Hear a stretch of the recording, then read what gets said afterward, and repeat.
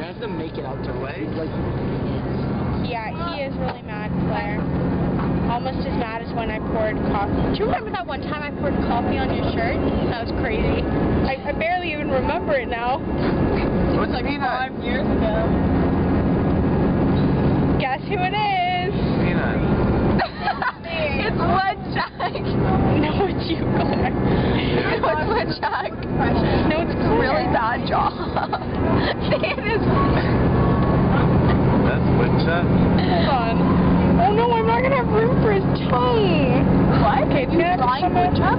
Yes. Yeah, but it looks like a demented bunny squash. Swan. No, I like swan. Okay, now I gotta draw his body. Okay, ready? It's gonna have to come up He only behind has him. a body. Slash head. Oh my gosh. It kind of looks like a hunchback. Kind of is. This is the tail. I remember the first time she said darn diggity. We like that laughing. When was it though? I don't remember. It looks like a pig. What is that? Months ago. Yay! Woodchuck. Darn diggity. Oh, that's just right. Yeah, here is the bathroom. Are you recording again? Oh my gosh. That was Wood. That's it? Is it off? Oh, no, not really. Is it off? Yeah, it actually is. No, come here, come here. Oh, I forgot the H. Darn diggity. You didn't even use it. Those don't look like that. They are Cut legs. it off. Yeah, actually you did a good job with the water. Oh, Now what am I supposed to do to make it up to you? Charlie, come back.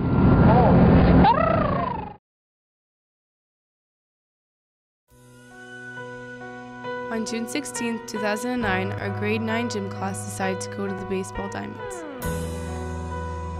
Isabel and I were going to the washrooms, and she was leaning against a wall. As I turned around, I saw the wall collapse on top of her. The ambulance was called, and she was taken away. As our school gathered as one, we waited.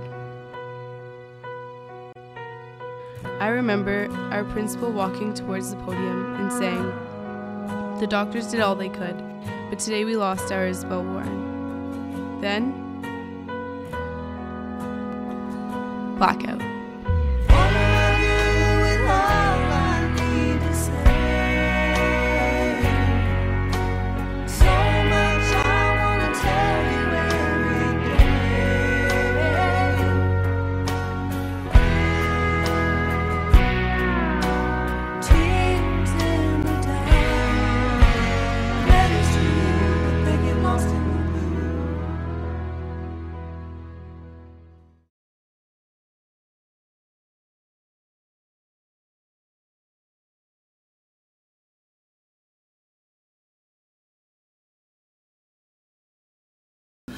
June 16th, 2 years ago. On June 16th. On June 16th. On June 16th, 2009. I remember walking right by her down the hall, and we were mad at each other, so we didn't say hi. I walked into math class, and it was the day of our EQAO, and everyone was at the window, so I walked over wondering what was happening, and everyone was saying, "A brick wall fell, a brick wall fell." 2 boys came running down. One of them was Ayman Abdullah. I can't remember the other boy because I didn't teach him. And they asked us to call 911 because there was an accident and someone was bleeding. I went to my 4th period class, and somebody told me that a wall collapsed, and I thought it was just, you know, whatever, not a big deal. During period 4 when it happened, I was in religion class, and I heard nothing about it, but as soon as I got out of class, I heard people started talking about it. I remember walking down the hall and you know, kids' rumors flying, and I just told them, because it's me, to shut up and go to class. It was just after period 4, and I went to Rebecca's locker, and she told me that someone in the gym class had been injured, so we were kind of worried because we knew Isabel was in that class, so we started texting Isabel to find out who it was, and she wasn't replying. I ran back to the office and got extra towels and things, and then Miss J and myself and Michael Hansen, grade 12 student of mine, started to run out to the back to see what we could do to help. So I headed off to period 5, which was gym, But everyone already started gathering in the gym for some important assembly that we had to go to. And I had no idea what was going on yet, but I heard that someone was injured in the last class. Suddenly everybody was crowding into the gym. The gym was weird. It was eerie in a sense that I think everyone kind of knew beforehand because he was silent.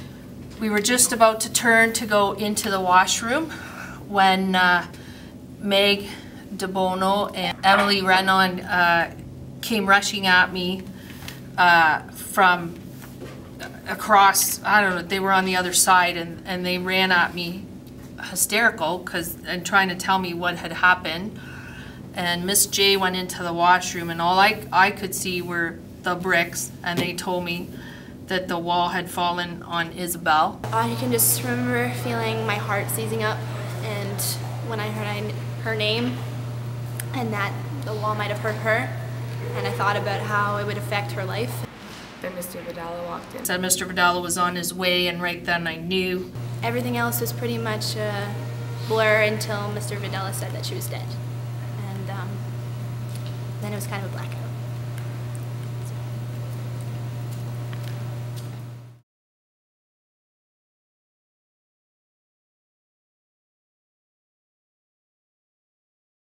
I would describe Isabel as. Okay, I would describe Isabel as bubbly, because she was very outgoing as well. So, if you were to see Isabel in the halls, you would think of her as a bubbly girl. She was very outgoing, and you could always tell it was her coming around the corner because of her shoes. She would always drag her feet. She was always an entertainer. But one thing you don't know about Isabel, or you may not know about her, is that she was a very fun and a very caring girl. She loved everybody, and she didn't have anything bad to say about people because she always gave people second chances.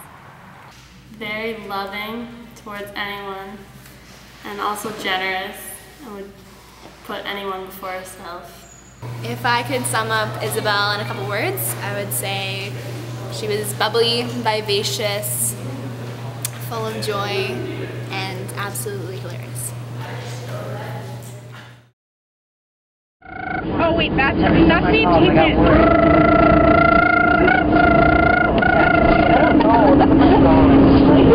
Okay, Isabel. What? 6 and 3/4.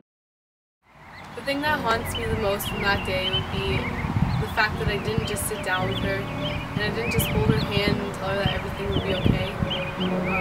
We all just kind of were rushed, and we were trying to find her help and everything. And just, if I were to just sit with her and tell her everything would be alright, I think I would have felt much better about it. But just the fact that I didn't do that is kind of, it's just something that haunts me. And I think about it a lot.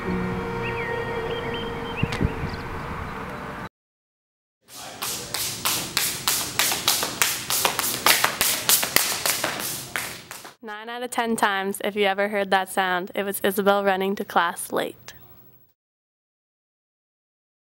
So out of all of these lockers in this hallway, there was only one that was not bolted, and it was Isabel's 2266.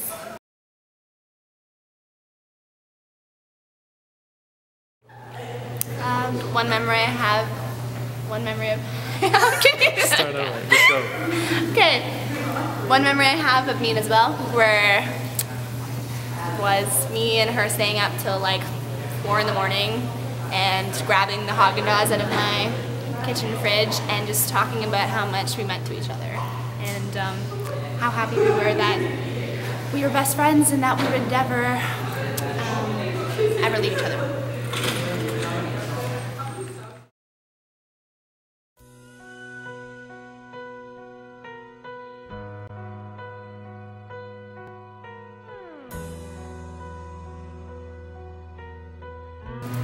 So if I could say one thing to Isabel right now, it would be that she taught me how to really love, and that it's not about, picking out the things that we do wrong to each other, but really finding that unconditional love for each other.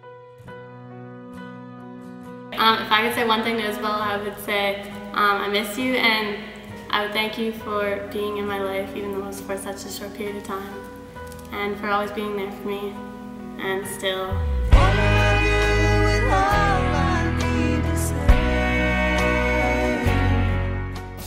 If I was to say one thing to Isabel, I'd say I miss you like crazy, and I would want to thank her for all the amazing times we shared and all the things she taught me through our grade 9 year. And I just wish I could have known her longer. So I love you, Isabel. So one thing I would say to Isabel is thank you. I really, really mean that, because she really, if this incident didn't happen, I know it's a terrible thing that happened, but it really opened my eyes and changed the person who I used to be to somebody better. I realized that like you can't take life for granted. You have to just live your life and have fun and go day by day, and just always like keep in mind the possibilities of something happening, because you never know. You just never know. And also I'd like to thank her for always being like that generous girl, and she was just the sweetest, nicest friend ever, and I love her, and I really am thankful for her that she was in my life. Even though it was a short period of time, I'm really glad that she was a part of my life.